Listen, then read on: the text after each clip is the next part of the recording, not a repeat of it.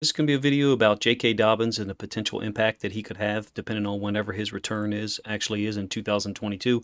I'm not sure about you, but thinking about all the players that are coming back from injury for the Ravens, I've kind of come to a realization that we as fans are really still not recovered from 2021, still almost in the process of recovering in the same way as some of our players. And that might sound kind of weird. There's so many guys coming off of season-ending injuries, or like in the case of Tyus Bowser, an injury that happened late in the season. I think in the last regular season game, Gus Edwards, Marcus Peters, Marlon Humphrey, Ronnie Stanley, all those guys, Dobbins included.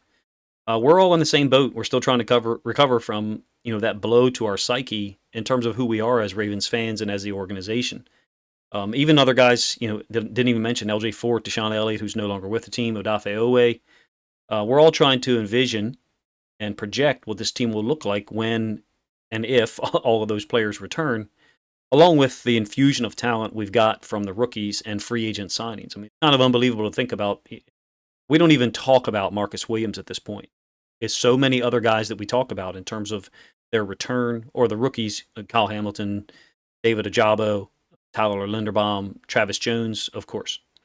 We're still trying to figure out what this team will look like. And what I tried to do the last couple of days was go back and watch some film of each of our injured players, and then end up, making some comments or observations about them. So the first guy I was going to start with was J.K. Dobbins, and I mean, I will go through some plays here in a moment. I told myself that I was going to have a 2-minute and 30-second intro, so I got to speed up.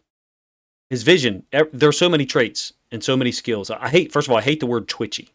I just do. He's got a low center of gravity, got a burst, and he's got incredibly quick cuts. So people condense that into twitchy. And that's just a word that I don't prefer to use. But his vision, to me, is the really underrated thing. He has all the tools to be great. And I want to make it a point about his season as we go into some of these plays. When I say his season, I mean his rookie season. If you look at how his season began, the first 5 games, there really wasn't much there in terms of carries. The sixth game, week 6, he got 9 carries, but still not much in terms of yards per game. This film that I'm going to show you today is really going to focus on 3 games to end the regular season. I didn't include any playoff film in here, to be honest with you. I'm going to let some of these plays run, to be honest with you, while I talk about his season overall. First of all, we got film from the Steelers game, where he had 115 yards. I don't know what's going on here. Where he had 115 yards, maybe 20 carries. Then the overtime loss to the Titans, where he had 15 for 77. And then the regular season finale in 2020, when he had like 13 carries for 160 or 150 and 2 touchdowns against the Bengals. I think we've got a really, really high-level running back here, and I'm a huge Gus Edwards fan. I will tell you that up front. I'm a big-time Gus Edwards fan. But if you watch some of the film of Dobbins and you go back and look at the stats for the season, there's a real interesting thing that occurs, if you ask me. He was underutilized in the first 5 games. I think there's no question about it. We still had Mark Ingram at that time. And I am going to break down or comment on some of these plays, to be honest with you. I think we've got a scary running back group when they're all here and healthy. I really do, with Gus, J.K., Mike Davis, and then Tyler Batty, or Beatty, however you say it, the 6th-round pick. I like what they've done, trying to pair guys together.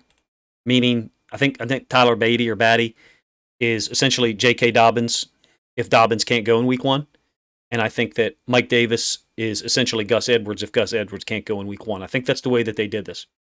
And I really, to be honest with you, don't think that either J.K. or Gus need to play in a preseason game really ever again. And I'm certainly not going to revisit that issue, and talk about it a whole lot. You guys can in the comments section if you wish. But I think that at this point, and I don't mean to denigrate guys who do play in preseason games. These first set of plays are going to be against the Steelers, by the way, where we ran a lot of option concepts to our right, where we were reading T.J. Watt, because T.J. Watt was told to run right at Lamar, so we were trying to run up underneath of him. And from the end zone angle, I'll kind of illustrate what I mean. So the angle that Dobbins is taking, that's actually a little bit off there with that angle, but we're reading Watt, whose assignment was to go right at Lamar and force a give read pretty much all game. And that's always been his assignment. You can see he's going outside of Willie Snead here, who, just so you know, Willie Snead is also reading T.J. Watt. So as the ball's snapped, Snead and Lamar are both reading T.J. Watt. And if you've been on this channel or my previous channel long enough, you know that I've covered this multiple times. That it's called a dual read. meaning Lamar and the guy in motion are reading TJ Watt. If TJ Watt was to slam down the line of scrimmage violently, which would be taking away the dive, then Willie Snead would loop around and he would go get the frontside inside linebacker, which I think is Vince Williams there, who's a hell of a football player, or I think this is Joe Hayden over here, which is a rolled up corner into the picture, into the box, I should say. So in any case, Watt doesn't do what I just described. He goes upfield, so Snead goes upfield as well and walks right past the frontside inside linebacker, who I believe he's assigned to no matter what. And then frontside inside linebacker Vince Williams is able to fit up on Dobbins for a short gain. In any case, look, I don't mean to be disrespectful towards the types of players who play in a preseason game. I think every player in the NFL is a great player who has a high level of skills in at least one area. In some cases, two. And you get the really good players in the NFL who are great in three areas or maybe four. Look, if you've ever been around or coached or played sports with an NFL player, you would recognize that ability level and that size and that explosiveness as a reality. And I have. Getting back to Dobbins, I think he's potentially a 1,200-yard back if he's healthy and getting 15 carries per game in a 17-game season. Yes, 1,200 yards in a 17-game season on only 15 carries per game. Look at this. Look at the 6 yards per carry that he had in his rookie year. We probably will not get there with J.K., even if he is healthy. We probably will not get 15 carries a game for 17 games, to be honest with you. Hopefully we get him for 17 games. That'd be wonderful. I think Gus is going to get his carries. And look, I think Gus is a 1,000-yard rusher as well. In a 16-game season, he's a 1,000-yard rusher if given enough carries. I think, look at the yards per carry that both of those guys have put up in their career. The thing I love about Dobbins, he's good on gap schemes. He's patient and lets the blocking develop. Kind of reminds me on gap schemes of Le'Veon Bell from the standpoint of he'll wait and let the blocker get out in front of him, like he kind of has here. Although he's cutting this one back, and then decide where the hole is. And when you get the end zone angle, you'll see what I mean about letting the lineman get out in front of him. And I know Le'Veon Bell didn't have a great season last year, but one of the things that was talked about for many years when he was in Pittsburgh was when they would run duo or various. And by the way, Pittsburgh's in somewhat poor alignment here in terms of where our tight end is. They're in an over front, so you got a 3, you got a 1, you got a shade 9. And then backside they got a 5, and they got this outside linebacker here. A lot of times what they would do is they would stack him. So they'd bring him back, and they move Vince Williams over into this front side A gap, and then keep Spillane, the strong side linebacker, wider than the tight end. In this case, they're really going to open this up because we're able to step back on Cam Hayward, and I don't think we block Bud Dupree at all. He goes for the quarterback. Rewind this and let you see it again. I think Dobbins' most underrated skill is his lower body strength. I think he's really good on zone or stretch schemes. He's good on gap schemes. And believe it or not, going back and look at some of the film from 2020, we did run some inside zone and stretch schemes. And everybody knows we ran stretch last year some, but we generally only ran stretch to our right. The 2021 O-line last year was very limited and not capable of really doing a whole hell of a lot other than our basic option series. Another example of him letting the offensive lineman get out in front of him, not overrunning the thing, where his blockers don't have leverage and you potentially could get a hold. Now, TJ Watt and I think the strong side D tackle play this pretty well, if I remember right. And Spillane tries to fit this in as well. When I talk about his vision, what I mean is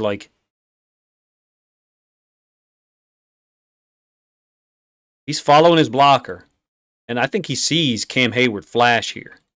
Cam Hayward flashes off the backside. I think he sees it. That's why he keeps it front side. Only gets like 4 or 5 yards, but if he had cut it back into Cam Hayward, first he's going to get hit hard.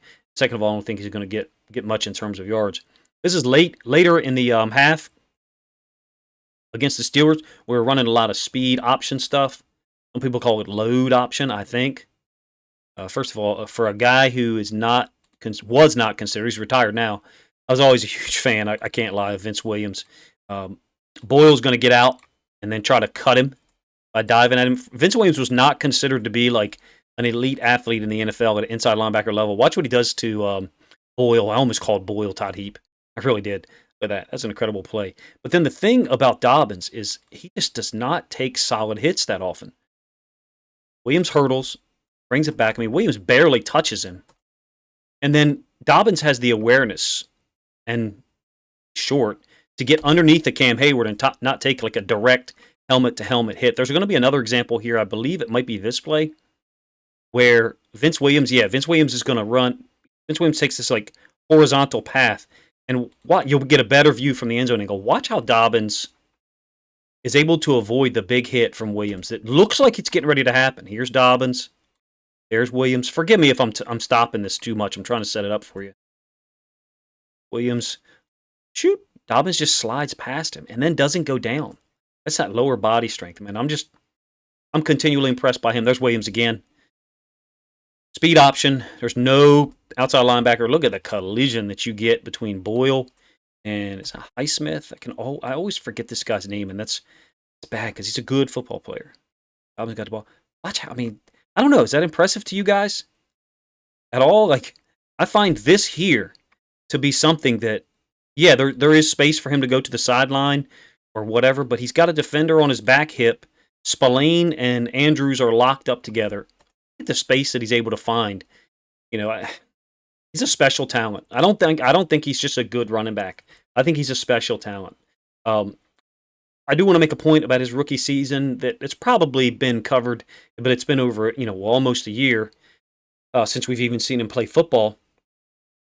But his rookie year in 2020, remember, we still had Ingram, and Ingram's coming off that 1,000-yard season in that record-setting 2019, and through the first, I think, 6 games, Ingram's getting like 8 or 10 carries per game, something like that.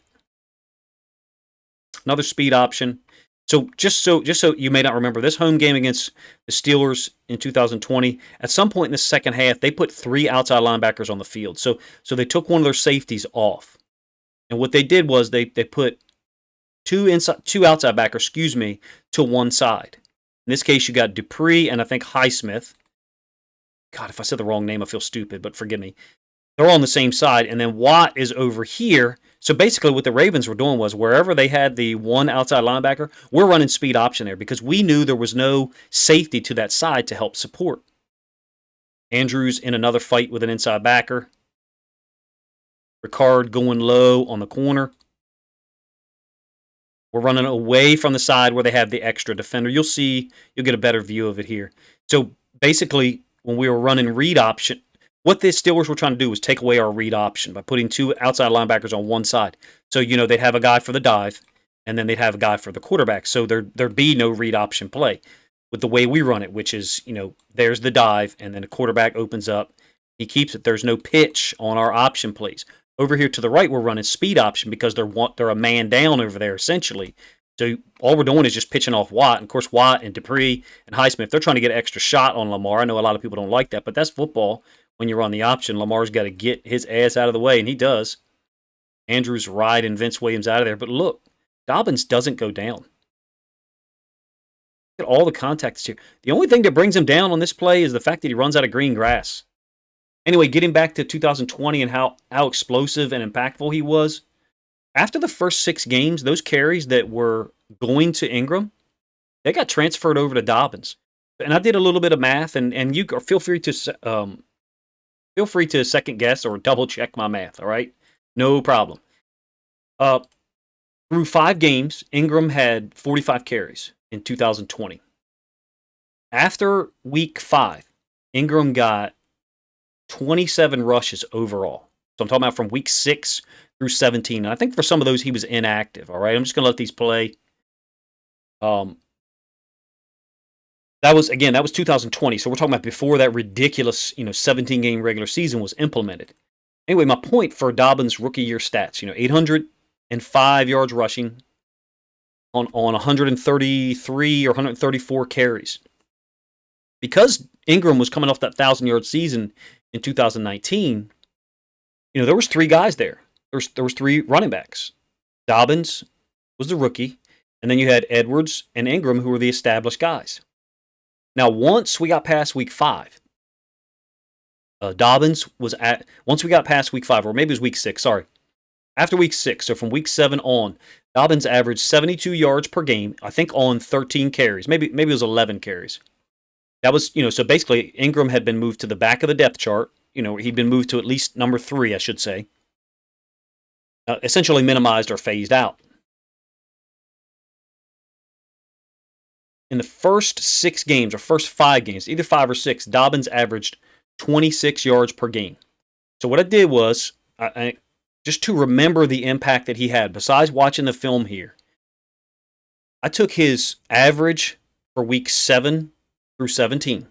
Again, 72 yards, something like that. 72.6 maybe. And I extrapolated that back on top of week 1 through 6. So basically what happened was Dobbins ends up with about 1,070 yards in his rookie year on less than 15 carries per game. And that was in 15 games because I think he missed the rematch with Pittsburgh for COVID, I believe. I think it was like late November, right around Thanksgiving or so, something like that. So basically what I'm saying is if you remove Ingram as an option for this team in weeks 1 through 6, and then give those top carries to Dobbins earlier in the season, 6 yards per carry, extrapolate it out, and you end up with about 1,070 yards. You can let me know if that's accurate, if you want to go back and check it yourself. My point is, yes, 6 yards per carry is very impressive. But 800 yards in a season doesn't sound amazing for a rookie, especially one who was drafted with a pretty high reputation. If you had gone back and you had given him those 13, 15 carries a game through first 5 weeks, you're talking about almost 1,100 yards in only 15 games. Feel free to double check me, all right? My point is, what we remember about Dobbins, he was probably 15 to 20% more productive than what we even remember. Now, I'm not talking about yards per carry. I'm talking about opportunities. And that 2020 O-line, I don't know how you guys are. I would rank them above the 2021 O-line, which was in some ways a sieve. This is one of the very few screens that we run, by the way. This is the regular season game against the Titans, and it's 3rd and long, so you can see we've got a lot of guys dropped off. What I like about this play is Dobbins is going to see that there's nothing for him out here. He's got 2 unblocked guys. I don't know who this is that's missed his block out here. Looks like maybe Dez, Brian, I'm not sure. But what he does is he lets his linemen get out in front of him. So he waits. Now, he doesn't get the first down. Don't get me wrong. I think he gets 13, though. When you see it from the end zone angle, you'll see the effort that Macari gives. I just love the effort he gives here. Macari's just throwing his body around. Macari is here at center. I like Dobbins' patience. All right, here's Macari. He's already locked up with someone. I love how he's throwing his body in there and trying to give everything he's got for the team. Last set of plays is going to be against the Bengals, which we know is a very different, defense at this point in time. Getting back to the offensive line, 2020 O-line, I would say was better than 2021 O-line. Obviously, the 2019 offensive line was way better than both of those. Where do you think the 2022 O-line could stand by comparison? What I mean by that is, where do you think our offensive line, if everyone's healthy, I'm including Ronnie Stanley in that, where do you think our offensive line could be or could rank among those 4? So 19, 20, 21, and 22. I offer to you that it is possible our 2022 offensive line could be on par or equal to 2019. And that is obviously high praise, since we have Marshall Yanda and Orlando Brown next to each other on the right side. And then we also have Ronnie Stanley at left tackle. I think it's possible we could be on par with that group. Let me know if you agree or disagree in the comment section. I have no idea what the timeline is on Dobbins' return or projected return to full health. I'm just looking at the film from 2020 and saying, and this is going to sound kind of crazy, it's possible he might be our, I don't want to say most important returning player, but in some ways he might be our most impactful. Because 12, 15 carries a game for J.K. Dobbins is hopefully 2 to 3 less times per game that we're expecting Lamar Jackson to run, or calling stuff, where there's a possibility that he could run. Now, I do love some of the concepts we do, particularly this one. I love the counter option look. It's one of my favorite plays. If you're not sure what, and I know this video's gone on, a little long. Counter option, Lamar's going to step off the midline, but open this way. Now, that's not where he's going to go. But let's just let it go. See. But when I say step off the midline, look at Lamar's feet and hips. All right, the ball is on this hash. So if I can draw a straight line, the ball is there, right? Lamar, that's the midline. Lamar's got to step off that, which means give up the midline so Dobbins can have it. You can't have two guys on the midline on a mesh because they're going to run into each other.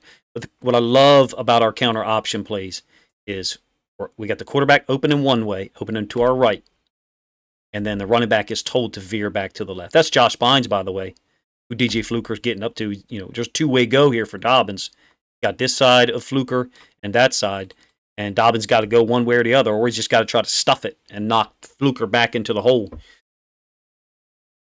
In any case, man, I don't know what his timeline is on a return. If we get this guy back, I think he could be our most impactful returner, probably along with Marcus Peters. And really, week 1 at the Jets, on a field where there's been some speculation about injury concerns in the past, I don't know if that's the right place for him to return. That might sound kind of crazy or kind of anxiety filled. It'll be about a year and 2 weeks.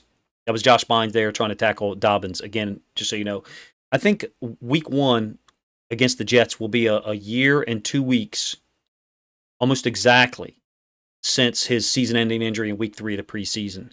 So expecting him to be back by that date might be optimistic. Again, you got pulling linemen on this play, and Dobbins is smart and lets him get out in front. And then once you get Dobbins, you know, any kind of room at all, he's going to pick the correct hole. Very intelligent runner.